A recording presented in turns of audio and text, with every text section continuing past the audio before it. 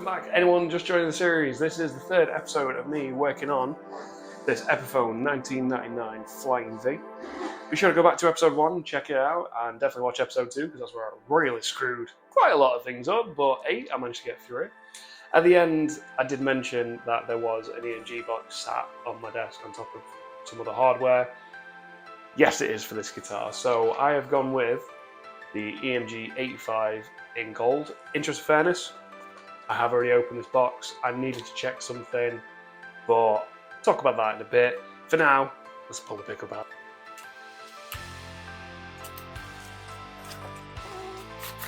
And here we go. This is going to be your first look at a brand new EMG, because the one I have is pre-owned. This is how it comes. It has a nice little protective plastic cover on it. And it also has a protective cover on the 3-pin connector. It comes with all the instructions that you need. And then it actually has all the wiring that you're going to need. So we have everything in here. Now, the only thing I've had to grab extra is a second pickup wire, obviously because I'm doing it with 2 pickups. You get a cool little EMG sticker. So what was the thing I had to test? The pickup adjustment screws, but ever so slightly a different colour to all the rest of the screws on this guitar. So I want stuff to try and match as best I can. Probably not going to be able to pick this up on camera. I hope you might be able to. So here we have the original one. You can kind of see the gold colour on those. It is a little bit brighter. And obviously these match in with the other pickup, but these are slightly ever so a little bit darker, but it ties in with the rest of the screws and it's going to look really nice. I wanted to test them to make sure that the threads were still the same, and they actually are, because I'm considering I managed to do it on another one. Anyway, it's enough talking about my new pickup.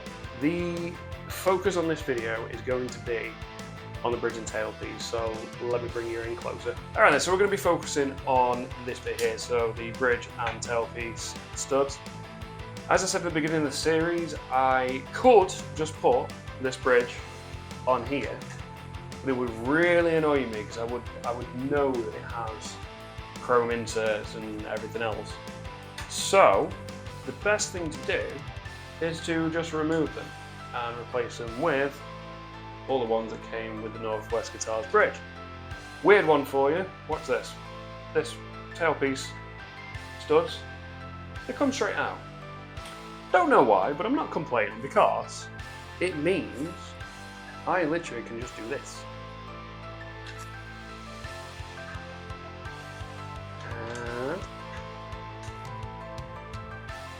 And there we go, no tools required. There's a little bit of the bare wood showing where they've not finished it because obviously these ones came over, but it's not the end of the world once everything's on, especially when the tailpiece is on. Let's have a look. Yeah, I'm not going to notice it, so I'm happy with that. But when it comes to me removing these ones, they do not want to budge at all. They're doing some investigating. There is some form of finish around there, so I think they've done that to lock them in. So the best thing to do is going to be remove them. Now, I'm going to show you, this is going to be a little bit of a tip guide. I've seen this done a few times from other people, and I'm doing it the best that I can. So what they suggest is to drop a bolt down this hole and then use the original with the right side screwdriver to pull them up. Well, unfortunately for me, I don't have any bolts that are small enough to fit in there. And I have done this before. So what that means is I have a really badly damaged tail bridge that I don't really care about. And as you can see, I've put a hole in it because I ended up having to use a screw. Now, funny thing, when I did it last time, I had to use just my smallest wood screw. This time, I'm actually using a cavity screw because this is the smallest thing that'll work. And all you do is just drop it in there and then start putting your stud in. And you'll notice that it stopped a lot earlier, so that is as far as I can physically get it. Then you just get your screwdriver. Well, I'll tell you what, I'm going to just zoom you guys in a bit more. So I want you to watch the stud itself, because in theory they should move. As I'm making contact with that screw, yep, that is slowly but surely bringing it up to the point that I should be able to pull this bad boy out. Yep, and there we go. And that's it. So we're just going to do that exact same process again on that one right there.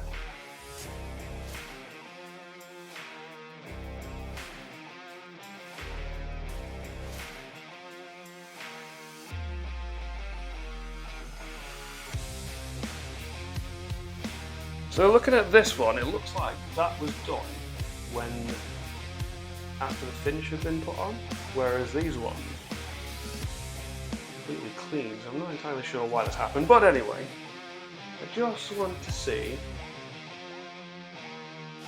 how well these new ones are going to go in.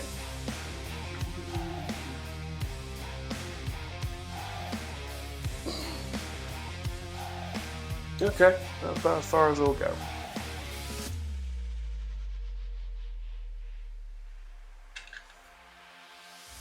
Oh, that one's going pretty much all the way. Yeah, that's about as far as I can get him. So, what you would do from this point, get yourself a mallet and then just tap them in. Once you get close to the body, save her off, get yourself a scrap piece of wood, you just knock it in.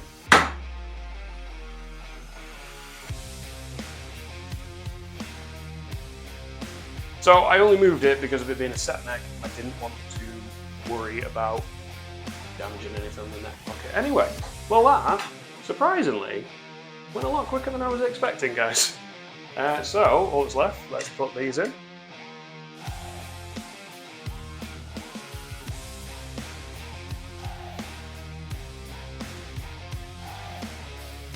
That, like I say, surprisingly, went a lot quicker than I was expecting. So I'm just going to change the camera angle a minute and we'll work on something else. Alright, that didn't take me as long as I thought it was going to.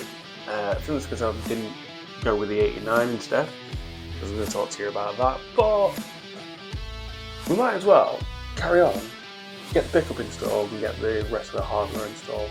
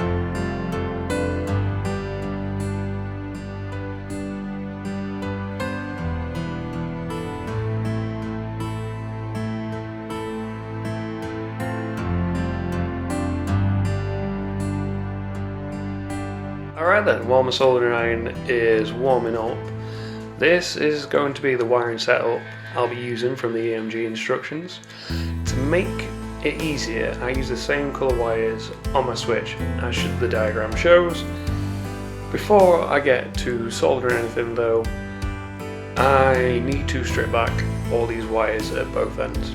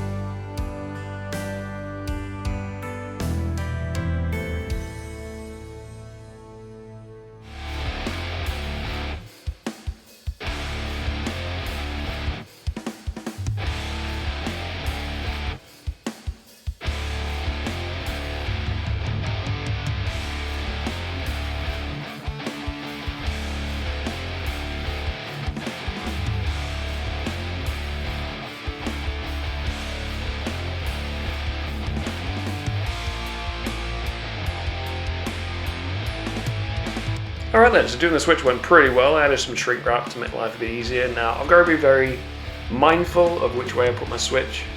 So one side's obviously for the bridge, one side's obviously for the neck, so this is going to make playability a bit easier. Now once I've done that and I'm happy, we're going to work backwards from ourselves.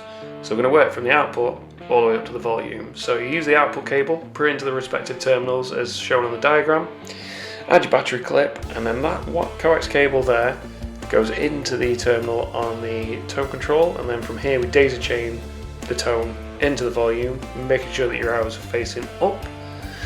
And then you just add another coax cable to the end, and that will go into this thing here, the power bus. But firstly, I like to put the switch in. So this has bridge, neck, output and ground terminals, and you just use a small screwdriver, put your wires in and then tighten it down. Now I did make the ends of the wires a bit too long, so there's a bit too much exposed, which is why I'm just trimming them down. It does make life a little bit easier, but again it is a bit fiddly. Now this is going to be interesting because this is actually the first time ever I have attempted a full setup in this guitar. So I have done the EMG wiring quite a lot, but I've never put it into this guitar, so this is going to be interesting, especially considering I haven't got a battery box. But anyway, now that I'm getting this last ground wire in, after this I'm going to put that remaining coax cable from the volume into the output, and then here are the pickup wires. So the 3-pin side goes into the pickup with the arrow facing up, and then these will go into the remaining terminals left on the power bus. Alright then, the moment of truth. Will this all fit in, and will it work properly? Let's have a look.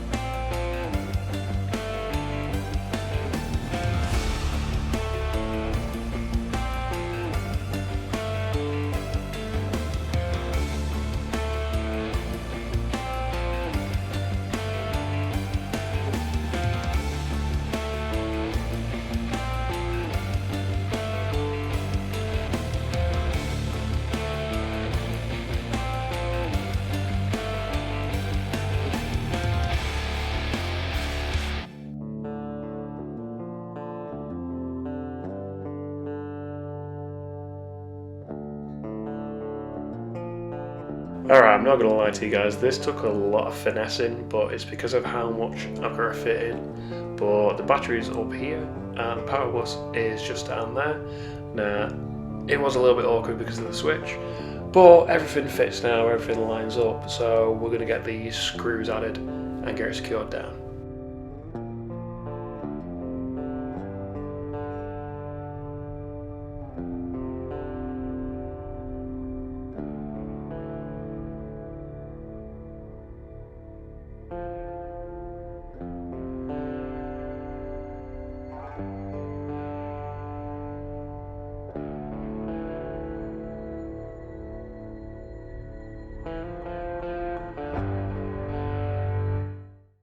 Alright then, so everything is in. This looks, it looks amazing. I'm so happy. There's one last thing I want to do, and I need to do a tap test on it just to make sure that everything's right.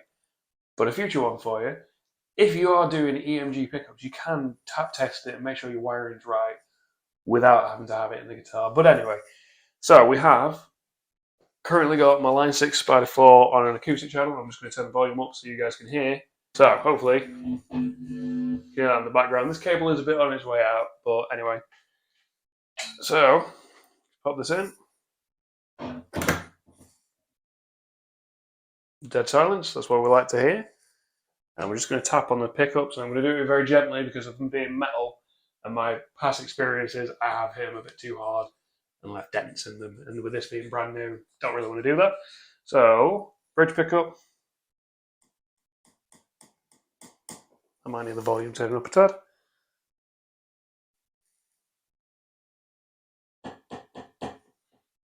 Ooh, okay. Yep, so that works on both sides of the switch. Volume's gone. That pickup's dead. Ooh, very nice. Now that, yep.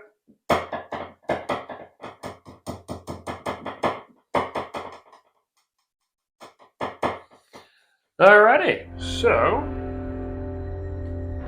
I'm hoping you guys picked that up, by the way, because not entirely sure if you will.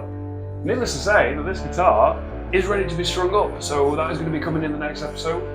Be sure to follow all my socials at the link down below. Go back and watch the series playlist, see how I got it to this point, and be sure to join me in the next episode. Because we're going to get it strung up, I'm going to get it set up, and then I'll be able to play it. Just, too excited!